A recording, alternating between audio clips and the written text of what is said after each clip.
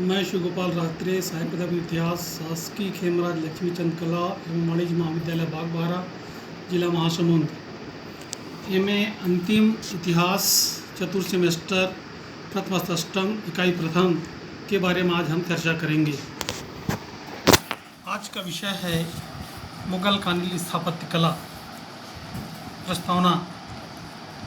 मुगल काल में कला का अद्भुत विकास हुआ। मुगल शासक कला प्रेमी थे, जिसकी पुष्टि उनके समय की कलाकृतियों से होती है। मुगल काल में अनेक ऐसी भव्य इमारतों का निर्माण हुआ जो आज भी अपनी भव्यता व कलात्मकता के लिए प्रसिद्ध है। आज ये इमारतें ऐतिहासिक महत्व की हैं। इन्हें देखने के लिए विश्व भर से न केवल पुरातत्ववेत्ता अपितु पर्यटक भी आते हैं। मुगल काल में कला के विकास का दर्शन वर्णन अध्ययन की सुविधा के लिए प्रत्येक शासक के उपलब्धियों का उल्लेख करते हुए किया जा रहा है। बाबर कालीन स्थापत्य कला 1526 से 1530। बाबर द्वारा भारत में मुगल साम्राज्य की स्थापना किए जाने से स्थापत्य कला के क्षेत्र में नव का आरंभ हुआ। इस कला शैली को मुगल स्थापत्य कला शैली, इंडो पार्थियन स्थापत्य शैली तथा इंडो सारस्वनिक स्थापत्य कला शैली कहा जाता है। इस कला शैली का संस्थापक बाबर था, किंतु यह चरमोत्कर्ष पर शाहजहाँ के शासनकाल में पहुंची। बाबर समकालीन स्थापत्य कला से प्रभावित नहीं था। केवल ग्वालियर में मानसिंह व विक्रमजीत की इमारतों को उसने सराहा रहा। बाबरनामा में उसने इसकी प्रशंसा करते हुए लिखा, विभिन्न स्थानों पर बिना किसी योजना के बने होने पर भी वे अत्यंत सुंदर लगते हैं। तुझके बाबरी नामक ग्रंथ में उसकी कलात्मक रुचि पर प्रकाश पड़ता है। इस ग्रंथ में उसने लिखा, मैंने आगरा, धौलपुर, बयाना, शिकरी, कोल, ग्वालियर आदि स्थानों पर भवन निर्माण में 1491 मजदूरों को लगाया था। बाबर के समय की इमारतों में प्रमुख काबुली बाग मस्जिद, पानीपत व जामा मस्जिद, संभल, आगरा के किले की मस्जिद, इसके अतिरिक्त उसने अनेक कुएं, स्नानागार, तालाब व फव्वारे बनवाए। हुमायूं कालीन स्थापत्य कला 1530 से 1556। बाबर के पश्चात उसका पुत्र हुमायूं 1530 में मुगल सिंहासन पर आरूढ़ हुआ।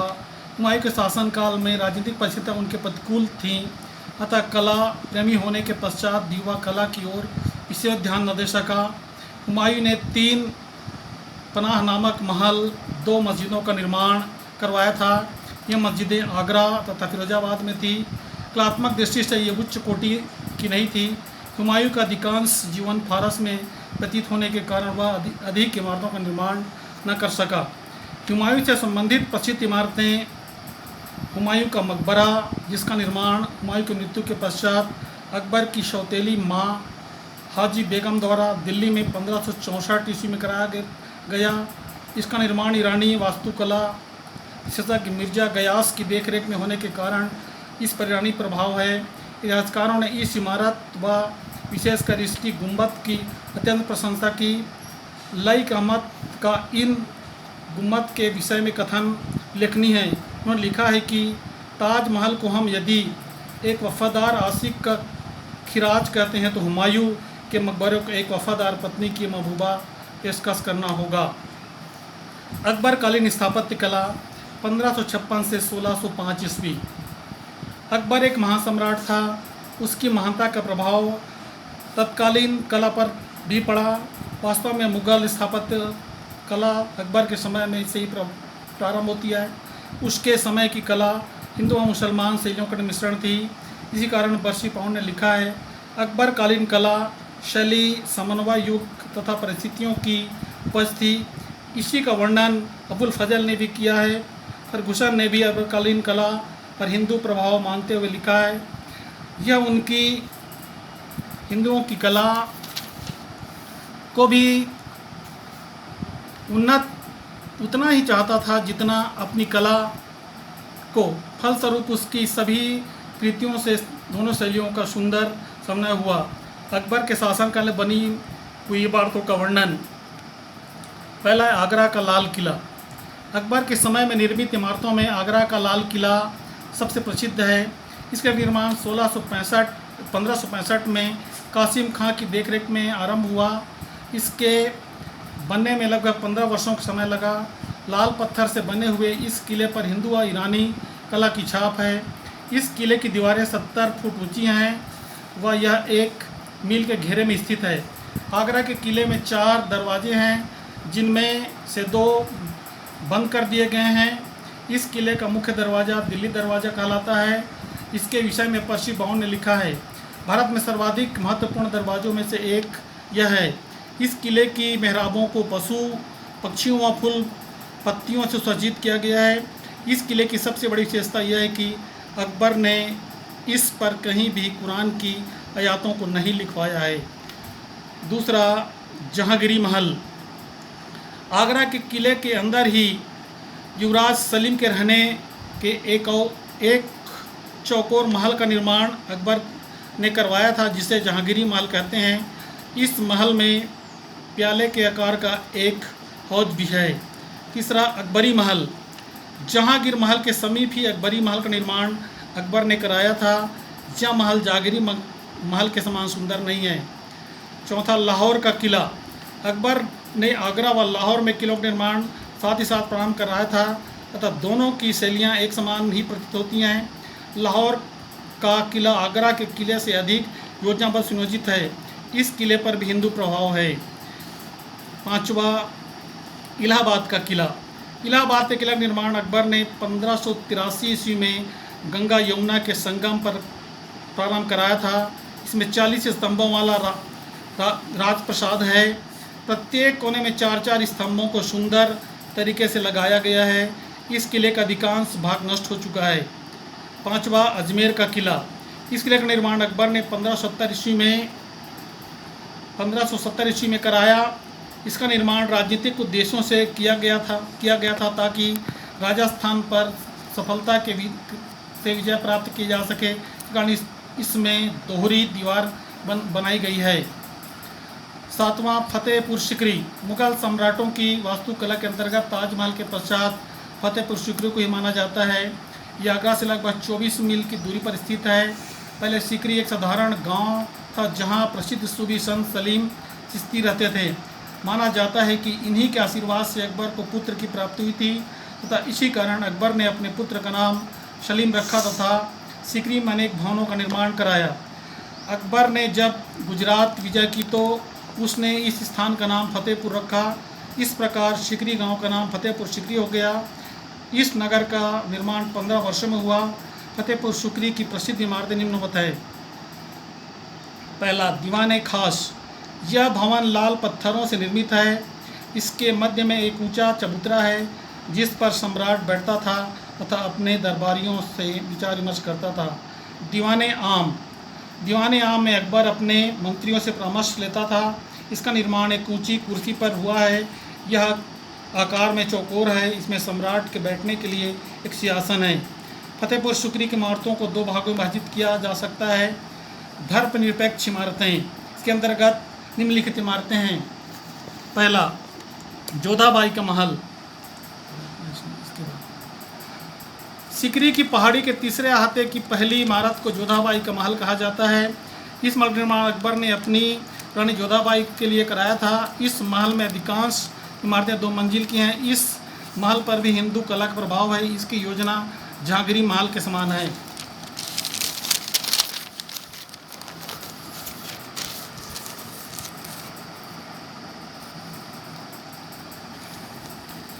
दूसरा,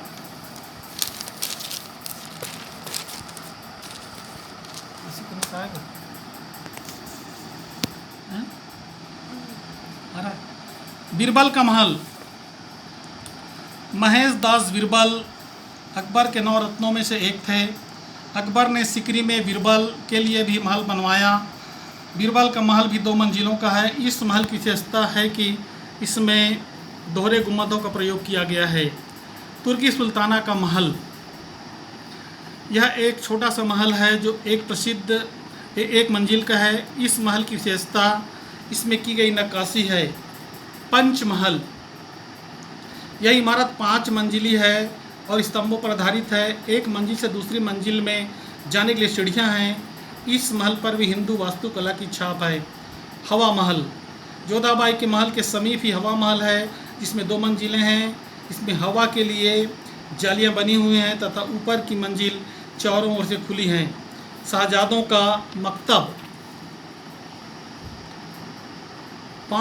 पंचमहल के नीचे का भवन मकतब के रूप में काम में लाया जाता था। यह 2 मंजिला भवन है। खास महल का निर्माण अकबर के रहने के लिए किया गया था। यह भवन 2 मंजिलों वाला है। शयनागार से लगा हुआ पुस्तकालय कक्ष भी इस भवन में है। प्रजा को दर्शन देने के लिए ऊपरी भाग में झरोखा भी इस महल में बनाया गया था। धार्मिक इमारतें, जामा मस्जिद निर्माण अकबर द्वारा 1571 ईस्वी में कराया गया था। इस मस्जिद का आकार आयताकार है। इस मस्जिद में 3 गुंबद हैं, जिनमें बीच का गुंबद विशाल व दोनों ओर से गुंबद छोटे हैं। पर्सी बाउन ने इसकी अत्यंत प्रशंसा की। बुलंद दरवाज़ा, अकबरकालीन वास्तुकला में बुलंद दरवाज़ा को विशिष्ट स्थान प्राप्त है। जामा मस्जिद के दक्षिणी प्रवेश द्वार को तोड़कर इसका निर्माण कराया गया था। अकबर ने गुजरात विजय के बाद इस दरवाजे का निर्माण कराया था, जिसकी ऊंचाई 176 फीट है। यह अपने आप में एक भवन है। वह किले के द्वार के समान प्रतीत होता है। बुलंद दरवाजे में 3 मंजिलें हैं। इस किले की प्रमुख विशेषता सुंदर मेहराब है। पर्सी बाउन ने इसकी प्रशंसा करते हुए लिखा है, बुलंद दरवाज़ा एक महान एवं प्रभावोत्पादक कार्य प्रतीत होता है। जिस समय उस पर जमीन से खड़े होकर दृष्टिपात किया जाए तब वह उत्तेजक व आश्चर्यजनक प्रतीत होता है, परंतु इसका प्रभाव भारी एवं कृत्रिम नहीं लगता। सलीम चिश्ती का मकबरा, सलीम चिश्ती की कृपा से सलीम का जन्म हुआ था, अतः अकबर ने सलीम चिश्ती की याद में भव्य मकबरा बनवाया। इसका निर्माण जामा मस्जिद के आंगन में हुआ है। विद्वानों ने इस मकबरे को अकबरकालीन एक सुंदर कृति माना है। सिकंदरा गांव का नाम है जहां अकबर का मकबरा है। यह आगरा से लगभग 5 मील की दूरी पर है। इसके निर्माण की योजना अकबर ने स्वयं ही बनाई थी, किंतु यह अकबर की मृत्यु के 8 वर्ष पश्चात बनकर तैयार हुआ। यद्यपि यह विशाल क्षेत्र में स्थित है, किंतु वास्तविक भवन 320 फीट में है तथा 100 फुट ऊंचा है। इसमें 5 मंजिलें हैं। प्रथम मंजिल पर अकबर की असली कब्र है। ऊपरी मंजिल पर कब्र वास्तविक नहीं है। कब्र पर फूल व अल्लाह अकबर जल्लाद जल्लाला अंकित है। अकबरकालीन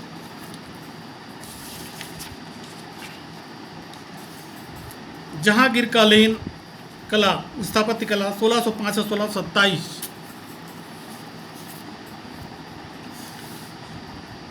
जहांगीर को वास्तुकला की अपेक्षा चित्रकला एवं बाग बगीचों में अधिक लगाव था। फिर भी अकबर के समय में स्थापत्य कला का जो प्रभाव प्रारंभ हुआ, उसके वेश में जहांगीर भी इस क्षेत्र में उदासीनता होते हुए भी कुछ प्रगति अवश्य हुई। अकबर ने अपनी मृत्यु से पूर्व ही सिकंदरा में अपना मकबरा बनवाने का कार्य आरंभ कर दिया था, लेकिन बीच में ही उसकी मृत्यु होने से इस अधूरे कार्य को जहांगीर ने पूरा किया। अकबर की आत्मा की तरह उच्च और उसकी शक्ति एवं शान की तरह उसका यह मकबरा भी समान रूप से महान है।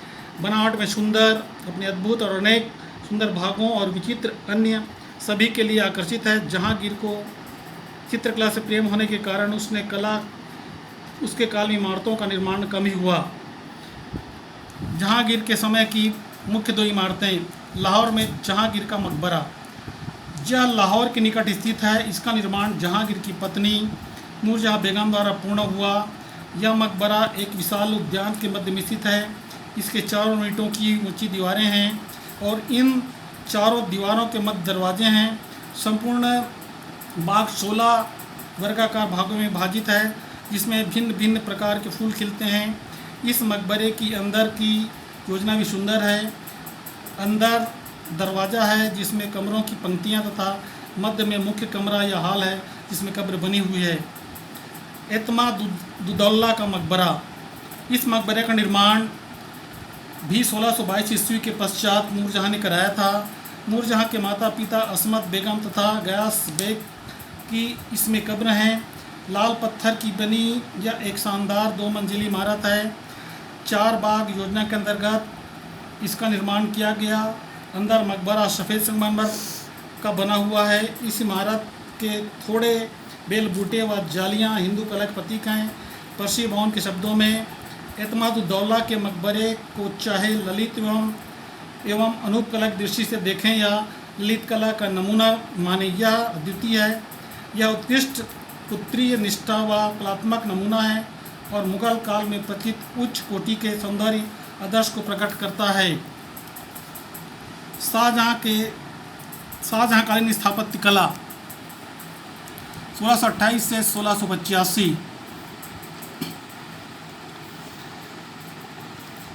शाहजहाँ के शासनकाल में मुगल वास्तुकला अपने चरमोत्कर्ष स्तर पर पहुंच गई थी। पर्सी भवन के अनुसार शाहजहाँ का शासनकाल मुगलों की प्रधानता का स्वर्ण युग था। यह युग या जिसमें अद्भुत शानदार स्थापत्य कला की शैली का प्रादुर्भाव हुआ। डॉक्टर बनारसी प्रसाद सक्सेना के अनुसार चाहे ऐतिहासिक साहित्य का समस्त खजाना नष्ट हो जाए और केवल यह वह भवन ही शाहजहाँ के शासनकाल की कहानी सुनाने के लिए शेष रह जाएं, तब भी इस बात में बिल्कुल संदेह नहीं है कि शाहजहाँ का शासनकाल सबसे अधिक वैभवपूर्ण कहा जाएगा। शाहजहाँ के काल की प्रमुख इमारतें। पहला, आगरा के किले में बनी इमारतें। पहला, दीवाने आम। आगरा के किले में अनेक इमारतों का शाहजहाँ ने निर्माण करवाया। दीवाने आम को शाहजहाँ ने 1628 ईस्वी में बनवाया। इसका हाल 3 तरफ से खुला हुआ है। यह 201 फीट लंबा तथा 64 फीट चौड़ा है। इसके खंभों की संख्या 40 है। यह भी सब सफ़ेद संगमरमर की बनी हुई है। सम्राट के बैठने के स्थान को पिटरा द्यूरा से जड़ाऊ काम के द्वारा सजाया गया है। दूसरा, दीवाने खास। यमुना की ओर एक ऊंची उठी हुई छत पर दीवाने खास बना है। इसमें 2 बड़े हॉल हैं जो संगमरमर के गलियों से जुड़े हैं। यहाँ पर सम्राट का विशेष दरबार लगता था तथा यहाँ कुछ विशेष व्यक्ति आते थे। मच्छी भवन। दीवाने आम के पीछे मच्छी भवन का निर्माण कराया गया। इसमें एक विशाल आंगन था जिसका आकार 64 गुणा 55 गज था। इस भवन में एक जलाशय था जिसमें मछलियाँ रखी जाती थी। इस तालाब में राज परिवार के लोग मछली पकड़ते थे। इसी कारण इस भवन को मच्छी भवन कहा जाता है। शीश महल। दीवाने खास के समीप ही शीश महल स्थित था जिसमें विभिन्न रंगों के शीशे लगे हुए थे। इस भवन में 2 जलाशय भी थे। खास महल। दीवाने खास के समीप ही खास महल बनवाया गया था। इस महल में शाहजहाँ व रानियाँ रहते थे। इस महल का निर्माण लाल पत्थर से किया गया है। इसमें विशाल शयन कक्ष हैं जिसमें सुंदर चित्रकारी की गई है। नगीना मस्जिद। नगीना मस्जिद का निर्माण हरम की स्त्रियों के लिए कराया गया था। यह एक छोटी सी मस्जिद है जो अत्यंत सुंदर है। मोती मस्जिद। मोती मस्जिद निर्माण आगरा के किले में किया गया। यह अत्यंत सुंदर इमारत है। पर्सी भवन ने लिखा है, मुगल वास्तुकला की यह सर्वश्रेष्ठ उपलब्धि है। मोती मस्जिद का निर्माण शाहजहाँ ने 1654 ईस्वी में कराया था। इसमें एक विशाल प्रांगण है जिसके चारों ओर संगमरमर का बरामदा है। इसके मध्य में एक फव्वारा है। यह मस्जिद 337 फीट लंबी व 187 फीट चौड़ी है।